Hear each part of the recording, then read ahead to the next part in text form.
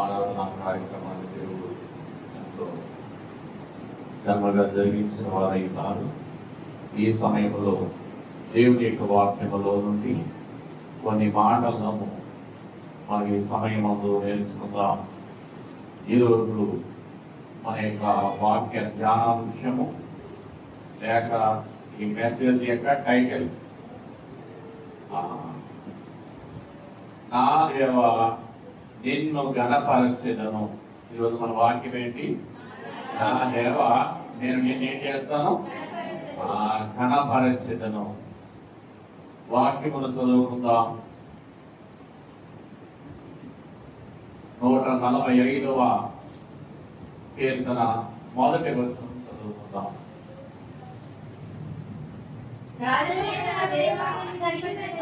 ఆయన ఎవరు? రాజువైన నా దేవా, ప్రపంచమంతటికి చక్రవర్తి, ప్రపంచమంతటికి కమాండర్.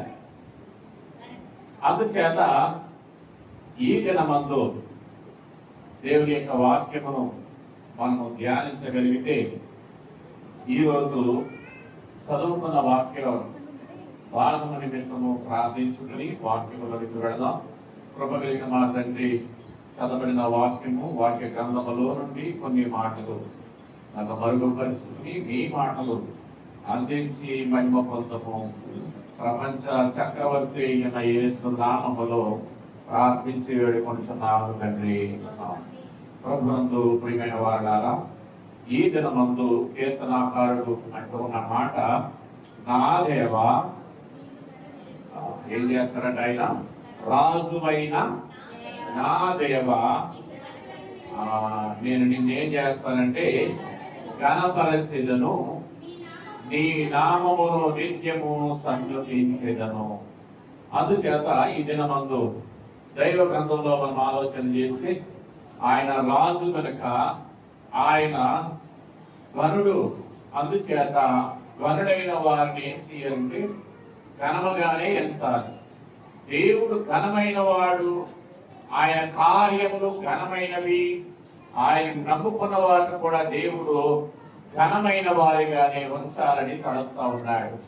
బైబిల్ గ్రంథంలో చాలా మంది గరుడు ఉన్నారు. పాత నిబంధనలో 7 గరుడు, క్రొత్త నిబంధనలో మరొక 7 గరుడు ఉన్నారు. అయితే అందరికంటే గొప్ప గరుడు ఎవరి అంటే దేవుడు. ఆ దేవుడిని నమ్ముకున్న వారు కూడా గరుడుగా దేవుడు మార్చివేసాడు. కాబట్టి ఈ కీర్తనాకారుడు అంటున్నాడు, రాజువైన నా దేవా నిన్ను ఘనపరచెదను, నీ నామమును నిత్యము సన్నుతించెదను. ఆయన నామము పరిశుద్ధమైన నామము, ఆయన నామము స్తుతింపదగిన నామము, ఆయన నామము సన్నుతింపదగిన నామము. అన్ని నామముల కంటే గొప్ప నామము ఆయనకు ఉన్నది. కాబట్టి ఆయన నామము ఏ నామము అంటే అద్భుతములు చేసే నామము. యేసు నామములో ఏం చేస్తాడు దేవుడు? అద్భుతములు చేస్తాడు. యేసు నామములో అపోస్తలుల కార్యములు 3వ అధ్యాయంలో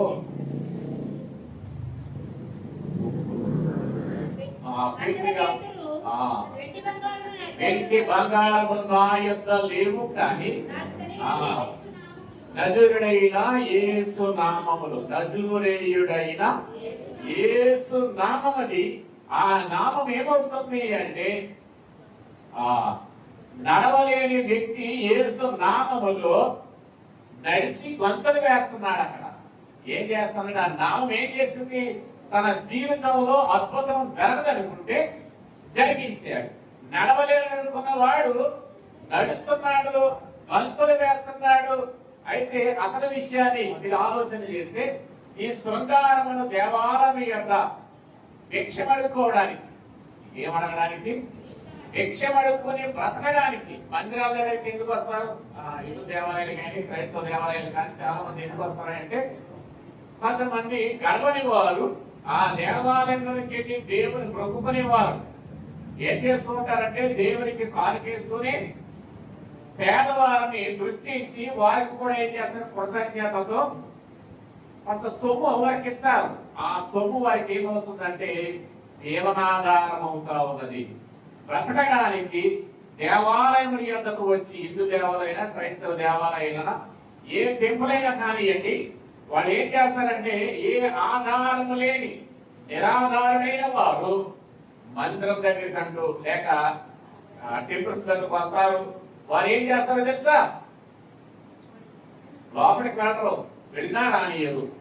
కాబట్టి ఏం చేస్తారు, వాళ్ళు లోపలికి వెళ్ళి బరుడైన వారిని, లోపలికి వెళ్ళి భక్తులైన వారిని, అయ్యా మా పరిస్థితి ఒకసారి చూడండి, నా పరిస్థితి ఎలా ఉంది, కొంచెం మీరేమన్నా మీకు కలిగింది ఏమన్నా కొంచెం ఇస్తే నేను కూడా బ్రతుకుతాను, దేవుడితో పాటు నన్ను కూడా ఒకసారి చూడండి అన్నట్టు వారి ఎక్స్ప్రెషన్స్ అలా ఉంటాయి.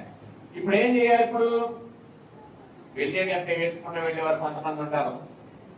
ఆ యొక్క అర్పణ లోపల నుంచి దేవుడికి మొక్కుబడి చెల్లించుకుని వచ్చేటప్పుడు ఆ యొక్క అర్పణ ఏం చేస్తారంటే కొంచెం కొంచెం వాళ్ళకి ఇచ్చుకుంటూ వెళతారు. ఎందుకు అంటే అది దేవుడు వారి ఎడల కూడా కరుణ చూపుతూ ఉన్నాడు.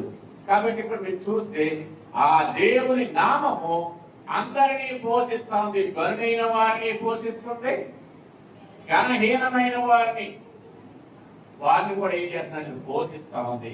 ఇక్కడ ఈ వచనంలో మనం చూస్తే అతను కొంతమంది తీసుకొచ్చి ఆ మందిరం దగ్గర, దేవాలయం దగ్గర, ఏ దేవాలయం, క్రైస్తవ దేవాలయం, ఆ దేవాలయం శృంగార దేవాలయం ఒక పేరు ఉంది. అపోస్తలుల కార్యము 3వ అధ్యాయంలో మన దేవాలయం బేతేలు మహిమ దేవాలయం. ఈ దేవాలయానికి ఒక పేరు ఉంది. అంటే ఒక్కొక్క దేవాలయానికి ఒక్కొక్క పేరు బైబిల్లో ఉంటే చాలా మంది ఏం చేసుకుంటారంటే పెట్టుకుంటారు. కాబట్టి ప్రభువునందు ప్రియమైన వాళ్ళారా, ఈ దినమందు నడవలేని వ్యక్తి మందిరం దగ్గర కంటే వచ్చాడు కానీ మందిరం లోనికి రాలేకపోతున్నాడు. ఇప్పుడు దేవుని నామం ఏం చేస్తుందాయన్ని ప్రతి దినము పోషిస్తుంది.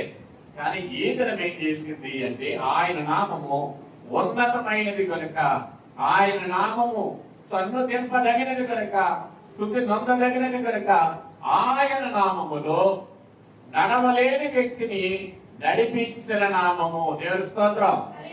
యేసయ్య నామము ఏం చేస్తుంది, ఇప్పుడు నడవలేని ఆ వ్యక్తి యేసు నామములో సెకండ్లో అన్నమాట, యేసు నామములో అక్కడ ప్రవచించగానే ఒక అద్భుతం జరిగింది. ఆ అద్భుతాన్ని బట్టి అతని జీవితం మారిపోయింది. యేసయ్య మాటలు చాలా మంది జీవితాలను ఏం చేస్తాయంటే మార్చి వేస్తాయి. ఇప్పుడు ఇతనికి స్వస్థత వచ్చింది. ఆ స్వస్థత వచ్చాక ఏం చేస్తాడు ఆయన, వాడు ఏం చేశాడు, తన జీవితంలో లేవలేననుకున్నాడు. నా జీవితం ఇంతేనా, కానీ నడుపుకుంటూ బతుకుమేనా అనుకున్నాడు. ఆయన నామం ఏం చేసిందో తెలుసా, ఆ వ్యక్తిని స్వస్థపరిచింది, ఆ వ్యక్తిని సంతోషపరిచింది. ఆ వ్యక్తి ఇప్పుడు ఏం చేస్తున్నాడు, నన్ను ఎవరు ఆపలేక. ఎందుకు, దేవుడు నాకు స్వస్థత ఇచ్చాడు. ఇప్పుడు నా జీవితం అంతా ఆనందంతో నిండిపోయింది. ఈ యొక్క స్థితి వరకే చాలా దినాలు ఎదుర్కొంటున్నాను. దేవుడు నాకు ఛాలెంజ్ ఏం చేశాడు, అందరికీ కాళ్ళు ఇచ్చాడు, నాకెందుకు ఎట్లా చేశాడు అని ఇప్పటి వరకు బాధపడ్డాను. కానీ ఆ మంత్రం దగ్గర కంటే వెళ్తున్నాను బంధుదేవుడి వరకు. కానీ ఈ దినమందు ఆయన నామం ఏం చేసింది అంటే నన్ను స్వస్థపరిచింది. నా జీవిత కాలం అంతా ఇక ఇలాంటి పరిస్థితి ఏముంటది అనుకున్న నాకు మందిరంలోనికి వెళ్ళిన తర్వాత అతని యొక్క ఆనందానికి అవధులు లేవు. ఇప్పుడు అతను ఏం చేస్తున్నాడు, మందిరంలో ఏం చేస్తాడు తెలుసా, దేవుణ్ణి స్తుతించచ్చు. దేవుడు స్తుతించాడా లేదా, దేవుడు కార్యం చేస్తాడు కనుక ఏం చేశాడు, స్తుతించాడు. స్తుతించిన అతడు ఆగాడా, గంతులు వేయచ్చు. అయితే ప్రభువునందు ప్రియమైన వాళ్ళారా, ఆనందమును బట్టి అతని యొక్క ఆనందానికి అవధులు లేవు కనుక అతడు గంతులు వేస్తా ఉన్నాడు దేవుడిని ఘనపరచడం కొరకు. అతను ఏ కాళ్ళు అయితే లేవనుకుని నిరాశపడ్డాడో దేవుడు అతనికి ఆ కాళ్ళు ఇవ్వగానే వెంటనే మందిరంలోకి వచ్చాడు. అప్పటి వరకు మందిరం వరకు తన జీవితంలో రాలేకపోయాడు. మందిరం వరకు వస్తున్నాడు కానీ మందిరంలోనికి రాలేని పరిస్థితుల్లో ఉండిపోయాడు. ఇప్పుడు మందిరంలోనికి వచ్చిన తర్వాత ఇప్పుడు దేవుడు చేసిన అద్భుతమైన కార్యాలను బట్టి దేవుడిని స్తుతిస్తా ఉన్నాడు. చాలా మంది మందిరం వెలుపడబడి దేవుని మాట వింటారు. ఇది ఎప్పటి వరకు అంటే అక్కడ బయట కూర్చున్నంత వరకే బాగుంటుంది. అదే ఒకవేళ యేసు నామము వారిని దర్శిస్తే, యేసు నామముల వారు ఆ జనమందు ఒక అద్భుతం వారి జీవితంలో చేయబడితే మందిరంలోనికి వస్తారు. మందిరంలోనికి వచ్చిన వారు ఇక వారిని ఎవరు ఆపలేరు కనుక ఆనందముతో దేవుని వారు ఏం చేస్తారు తెలుసా? ఘనపరచుట. దేవుని ఘనపరుస్తున్నారు. ఆయన నామము ఉన్నతమైన నామము కనుక ఆయన నామము స్తుతి నందదగినది కనుక ప్రభువుతో ప్రియమైన వారులారా, ఇప్పుడు నీ నామమును నిత్యము నేను ఏం చేస్తానంటే సన్నుతిస్తాను. నీ నామమును నేను నిత్యము కూడా నా నోట ఉంచుకుంటాను. ఆయన నామము ఉత్తమమైన నామము. మొదటి దినవృత్తాంత గ్రంథాల్లో 16వ అధ్యాయము 23వ వచనాన్ని చూద్దాం.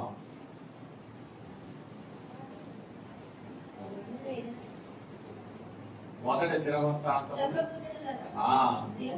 సర్వభూజనులారా యెహోవాను సన్నుతించుడి, అనుదినము ఆయన రక్షణ ప్రకటించుడి. సర్వభూజనులారా, మనుషులుగా పుట్టిన వారులారా. రెఫరెన్స్ పడుతున్నా 16 కదా. సర్వభూజనులారా అంటే భూమి మీద ఉన్న మనుషులందరూ ఇప్పుడు ఏం చేయాలి ఆయన్ని అంటే యెహోవాను సన్నుతించుడి లేక స్తుతించుడి, ఆయన నామమును ఘనపరచుడి. ఇప్పుడు ఏం చేయాలి? ఆ మనిషిగా పుట్టిన ప్రతి వ్యక్తి దేవుని ఏం చేయాలి? ఇప్పుడు ఘనపరచాలి, ఆయన నామమును సన్నుతించాలి అంటా ఉన్నాడు. ప్రభువునందు ప్రియులారా, కీర్తనలు 100వ కీర్తన మొదటి వచనం చూస్తే, సమస్త దేశములారా యెహోవాకు ఉత్సాహధ్వని చేయుడి, సంతోషముతో యెహోవాను సేవించుడి. ప్రభువునందు ప్రియమైన వారులారా, సమస్త దేశములారా, దేశాలు ఎవరినైనా ఇప్పుడు జనాంగం, ఈ జనాంగం అంతా కూడా ఏం చేస్తున్నారంటే ఈ జనులైన వారందరూ కూడా దేవుని నామమును ఘనపరచు వారిగా ఉన్నారు. అంతేకాకుండా కీర్తనాకారుడు అంటాడు 34వ కీర్తన 3వ వచనం ఏమంటాడు ఆయన? నాతో కూడి లేక నాతో కూడా, నాతో కూడా యెహోవాను ఘనపరచుడి, మనం ఏకముగా కూడి ఆయన నామమును గొప్ప చేయుదుము. కొన్ని ఆటలు ఉంటాయి, నాతో కూడా కలిపి అంటారు. ఆ ఆట ఏదో ఉంటుందా ఆట, నాతో కూడా కలిపి 12 మంది 15 మంది చెప్తారు. ఏంటది? పిల్లలు ఆడే ఆటల్లో నీతో ఎంతమంది అంటే నాతో కలిపి ఒక మాట మాట్లాడుతూ ఉంటారు. ఇక్కడ అంటాడు నాతో కూడా. నేను నా దేవుడిని ఏం చేస్తున్నానంటే ఘనపరుస్తా ఉన్నాను. మీరు నాతో కూడా నా దేవుని ఘనపరచడానికి రండి. ఇక్కడ ఆహ్వానం పలుకుతున్నట్టున్నది. నాతో కూడా యెహోవాను ఏం చేయండి? మీరు ఘనపరచుడి. నా దేవుడు నాకు ఘనమైన కార్యములు చేస్తున్నాడు నా జీవితంలో. నా జీవితంలో పెళ్ళాలు అనుకుంటే పెళ్ళయింది, పిల్లలు అనుకుంటే పిల్లలు ఉన్నారు, పెళ్లి అవ్వకుంటే పెళ్లి లేదు, పిల్లలైన వారికి పెళ్లి అవ్వకుంటే అయ్యాయి, లేక ఉద్యోగాలు లేకుంటే మీ జీవితాల్లో మీకు ఏం చేసినా ప్రతి విషయాన్ని జ్ఞాపకం చేసుకోవాలి. దేవుడి సంవత్సరం నాకు ఏం చేశాడు, నేను ఆయనకి ఏం చేశాను, నా దేవుడు నాకు ఏం చేశాడు, నేను ఆయనకి ఏం చేశాను, నేను ఏమన్నా ఆయన నామాన్ని గణపరిచానా లేదా అనే విషయాన్ని కీర్తనాకారుడు అంటాడు. నాతో కూడా ఎందుకంటున్నానంటే నాకు చాలా కార్యములు చేశాడు దేవుడు, అందుచేత నేను ఆయన ఘనపరుస్తున్నాను, ఆయన ఘనమైన నామమును సన్నుతిస్తున్నాను అంటున్నాడు. కనుక మీరు కూడా నా వలె మేలులు పొందడానికి నా వలె ఆయనను స్తుతించడానికి ఏకముగా కూడి రండి. ఎలా రావాలి? ఏకముగా. ప్రభువును ప్రియమైన వారులారా, యెహోవాను కనపరచడానికి మనం అందరం ఎలా రావాలి? ఏకముగా కూడి ఆయన నామమును ఏం చేయాలంటే గొప్ప చేయుదము. ఆయన నామము గొప్పది, ఉన్నతమైనది. ఆయన నామము ప్రసిద్ధి చెందినది, పవిత్రమైనది. అందుచేత ఆయన నామమును బట్టి మీరు ప్రార్థన చేయనప్పుడు ఇలాగూ ప్రార్థన చేయండి ప్రభు చెప్తూ, చివరిగా మనము దేవుని ఏది అడిగినా ఆయన నామములోనే పొందుకుంటాం. మీరు ప్రార్థన చేసిన తర్వాత ఎవరి నామంలో పొందుకుంటారు? మీరు ఇప్పుడు ఎవరి నామంలో కూడుకున్నాం? మనం ఇక్కడ యేసు నామమును గొప్ప చేయడానికి, గణపరచడానికి మనము ఆయన నామములో మనము కూడుకున్న వారమై ఉన్నాం. కాబట్టి ప్రభువును ప్రియమైన వారులారా, కీర్తనాపరుడు అంటాడు 28వ కీర్తన 7వ వచనం,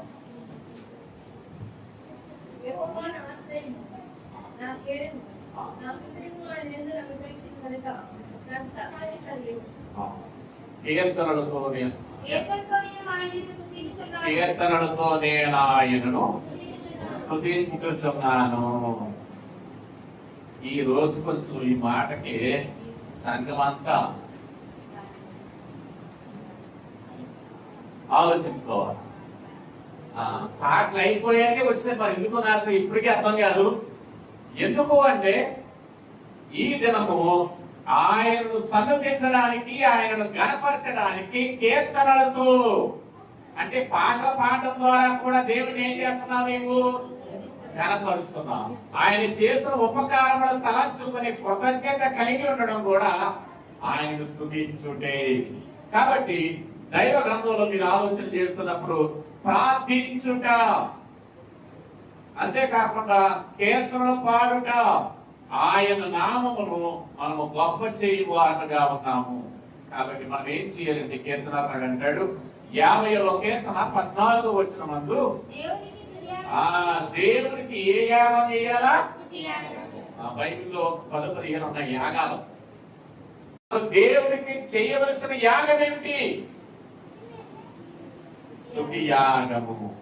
ఆయన చేసిన ఉపకారములన్నింటినీ తలంచుకొని, ఒకవేళ దేవా నీవు చేస్తే నేను చేద్దాం అనుకుంటున్నాను, ఇది మొక్కుబడి యాగం. ఏ యాగం ఇది? మొక్కుబడి. దేవుని మీ మొక్కుబడులను దేవునికి చెల్లింపవలెను. నాకు ఉద్యోగం వస్తే ఇలా మొక్కుకున్నా, లేకుంటే ఈ పాస్ అయితే ఇలా మొక్కుకున్నా. కొన్ని మొక్కుబడి ఉంటాయి. ఖచ్చితంగా ఈ మొక్కుబడిన్నిటికీ ఏం చేయాలా? స్తుతి యాగము చెల్లించవలెను. కాబట్టి ప్రభువును ప్రియమైన వారులారా, ఈ దినమందు మనము ఆలోచన చేస్తున్నప్పుడు దైవ గ్రంథం మనకు చెప్తా ఉంది, ప్రతి విషయములోనూ కృతజ్ఞతాస్తుతులు చెల్లించుడి అని అపోస్తలుడైన పౌలు గారు అంటున్న మాట. ప్రతి విషయమందును కృతజ్ఞతాస్తుతులు చెల్లించుట, ఇలాగు చేయుట యేసు క్రీస్తు నందు ఈ విషయములో దేవుని చిత్తము. ప్రభువులో ప్రియమైన వారులారా, 2వ దశలోనిక పత్రిక 1వ అధ్యాయం 3వ వచనం కూడా చూద్దాం. సహోదరులారా, మేమెల్లప్పుడు మిమ్మల్ని గూర్చి, మేమెల్లప్పుడు అంటే మాటలుగా ఉన్నా నేను అంటున్నాడు ఆయన. పౌలు గారు ఏమంటాడు తెలుసా? పౌలు గారు కూడా స్తుతియాగం చేయాలమ్మా, పాస్టర్ గారు కూడా ఏం చేయాలి? దేవుని స్తుతించడం వరకు బాగానే ఉంది. మేమెల్లప్పుడు కృతజ్ఞత కలిగి ఉండాలా. దేవుని సేవకుడు కూడా దేవునికి ఎలా ఉండాలా? కృతజ్ఞత కలిగిన వాడై ఉండాలి. సంఘమే అన్ని విషయాల్లో కృతజ్ఞత ఉంటే మరి సేవకుడకపోతేనో. అందుకని పౌలు గారు అన్నాడు, అమ్మా మీరే అనుకుంటున్నారా? నేను నా దేవుని విషయంలో కృతజ్ఞత భావాన్ని కలిగినాను. ఇప్పుడు ఎల్లప్పుడూ నేను బ్రతికినంత కాలము నా దేవుడికి నేను కృతజ్ఞుడను. నా దేవుడు నాకు చేసిన మేలన్నిటిని బట్టి నేను ఆయనకు కృతజ్ఞుడనై ఉన్నాను అని పౌలు గారు ఆ యొక్క సంఘ బిడ్డలైన వారితో, దశమైన యొక్క సంఘముతో ఆయన మాట్లాడుతూ ఉన్నారు. ప్రభువుతో ప్రియమైన వారులారా, మీ జీవితాల్లో మీరు యెహోవాను గణపరిచే వారిగా ఉన్నారా, అగౌరవపరిచే వారిగా ఉన్నారో ఒకసారి ఆలోచన చేసుకోవాలి. అయితే యెషయా గ్రంథం 63వ అధ్యాయము 7వ వచనంలో ఒకసారి